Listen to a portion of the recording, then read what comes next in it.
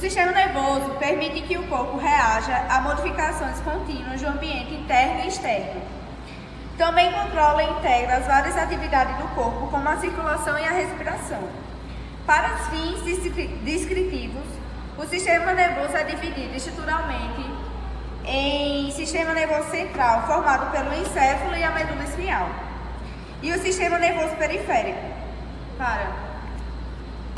O tecido nervoso tem dois tipos principais de células, os neurônios e a neuroglia. O neurônio é formado por um corpo celular, com prolongamento denominados detritos e um axônio, que conduz os impulsos e entra e sai do corpo celular. A maioria dos neurônios do sistema nervoso pertence a dois tipos, os neurônios motores e os neurônios sensitivos.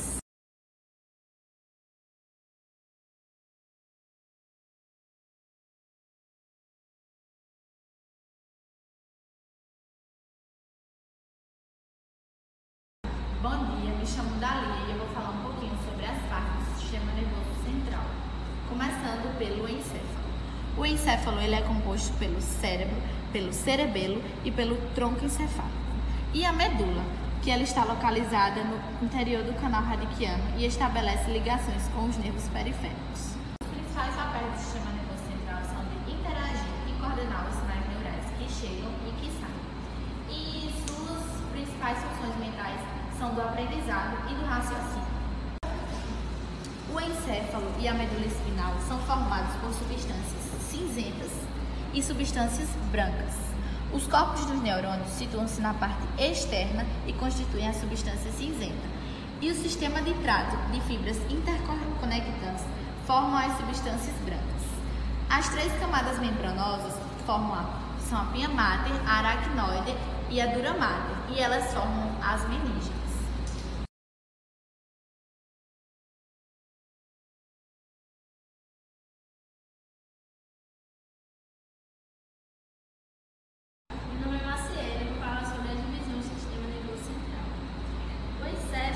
É dividido em telencéfalo, cerebelo e tronco encefálico. Possui cerca de 35 bilhões de neurônios. Nele situam-se as séries da memória e dos nervos sensitivos e motores. Quando removemos os ossos cranianos e as camadas da meninge, podemos observar os giros, os sulcos e as fissuras. Esses giros e sulcos variam de pessoa para pessoa. O cérebro, ou telencéfalo como também é chamado, inclui os hemisférios cerebrais e os núcleos da base. Os hemisférios cerebrais são separados pela foice do cérebro na fissura longitudinal. São divididos em lobos, cada um relacionado com os ossos subjacentes do mesmo nome. Temos os lobos frontais, parietais, temporais e occipitais. O diencéfalo é composto pelo tálamo, hipotálamo e epitálamo e forma o núcleo central do encéfalo. O tálamo atua como estação retrotransmissora de impulsos nervosos para o córtex cerebral. Ele também está relacionado com alterações do comportamento e alterações emocionais. As funções são integração sensorial e integração motora. O hipotálamo é o principal centro integrador das atividades dos órgãos viscerais, sendo um dos principais responsáveis pela homeostase corporal.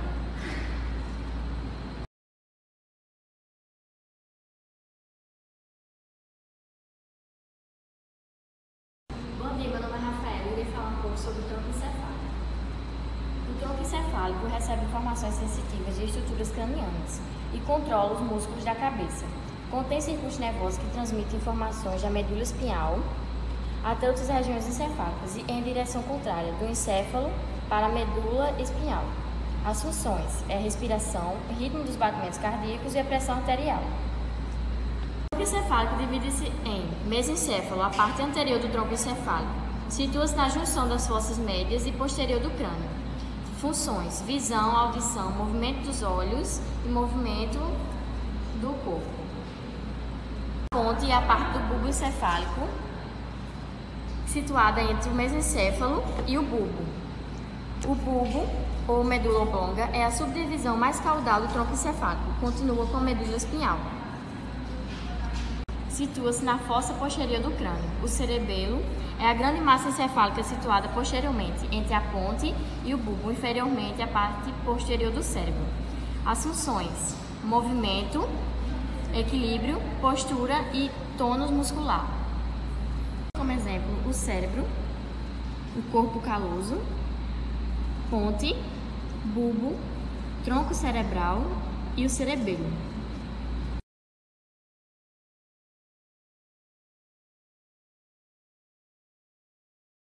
Bom dia, meu nome é Gisele. Vou falar um pouco sobre medula espinhal. A medula espinhal tem uma forma de um cordão com aproximadamente 40 centímetros de comprimento. Ocupa o canal vertebral, desde a região do atlas, primeira vértebra, até o nível da segunda vértebra lombar. A medula se estende da primeira vértebra cervical até a segunda vértebra lombar.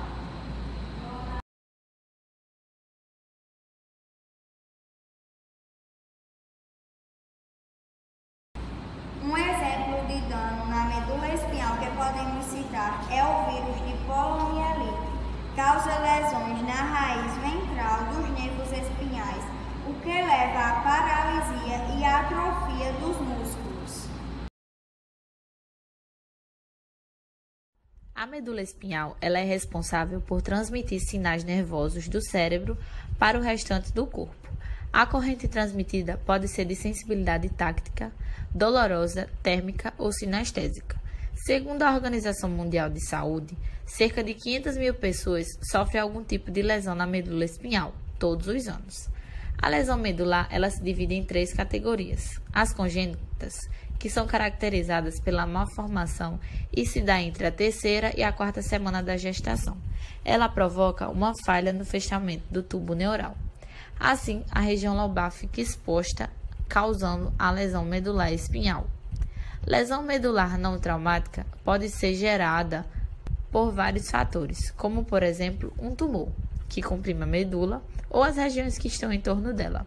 Outras causas são os acidentes vasculares, as hérnias de disco, a deformidade na coluna vertebral e entre outros.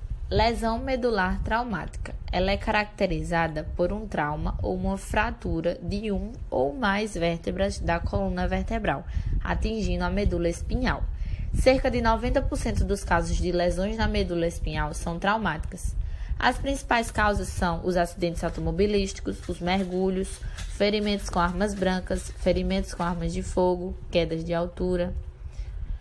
Os sintomas de uma lesão na medula espinhal, eles podem variar de acordo com a localização e diante da gravidade da lesão. Uma lesão completa resulta na perda total da sensibilidade e da capacidade de movimentos, logo abaixo do nível da lesão. Se a lesão acontecer acima do pescoço, pode inclusive comprometer a capacidade de respirar, fazendo com que o paciente tenha que utilizar um ventilador mecânico para sobreviver. Outras alterações podem acompanhar a lesão da medula espinhal e incluem a dor ou pressão no pescoço, a dor na cabeça ou dor no dorso, esquimose e edemas significativos onde ocorreu a lesão. As lesões ocorridas de um lado da medula espinhal ou na zona central produzem os mesmos sintomas, que são os de fraqueza ou paralisia dos braços, das pernas ou de um lado do corpo. Se o paciente ficar inconsciente no momento do trauma, o grau da lesão neurológica ficará difícil de ser avaliada. O diagnóstico ele é feito através de radiografias e tomografias computadorizadas e também pela ressonância magnética. Se o paciente estiver lúcido, deve-se perguntar se sente dores no pescoço e se sente as pernas e consegue movimentá-las. Para evitar complicações diante de um possível caso de lesão traumática ou não traumática na medula espinhal, é utilizado um colar cervical para manter o pescoço imóvel, até que os exames descartem quaisquer possibilidades de problemas maiores. Logo após o diagnóstico da lesão, geralmente são administrados corticosteroides para diminuir o edema que envolve a medula espinhal. Porém, a eficácia desse procedimento é questionada quanto à eficácia. A maior parte dos tratamentos disponíveis para as lesões na medula espinhal envolve uma abordagem de vigilância. Nos indivíduos com lesões graves, é bastante provável que fiquem sequelas. Assim, o tratamento consiste em oferecer cuidados de suporte e ajudar o indivíduo a entender e aprender novas aptidões e estratégias para lidar com o problema. Às vezes, existe a necessidade de intervenções cirúrgicas. Isso ocorre quando é preciso estabilizar uma lesão na estrutura óssea ou então remover um coágulo de sangue.